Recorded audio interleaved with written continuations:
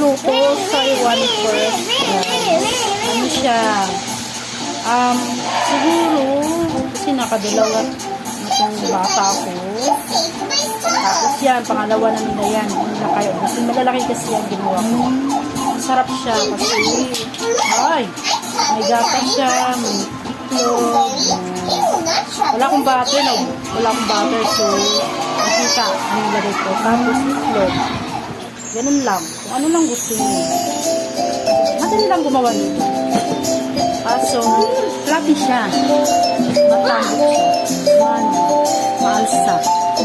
Maalsa siya dahil wag mo lang masyadong damihan ng tubig or gatas. Powder yung ginamit ko, so sa tubig. Limit lang talaga. Kung alam mo yung parang malabo, nakita nyo naman sa kaninang video. Nakakwa ganyan kasi lahat pupunta sila para hindi masayang. Huwag yung pagkasayahan ng pagkain na mamaya na tingnan mo itong isa ko, wala, isusubo lang lahat tapos wala,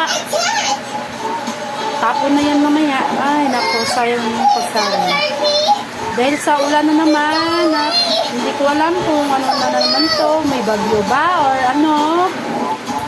Kaya, yan, walang matusan si Kuya MG pumasok dahil may pasok sila.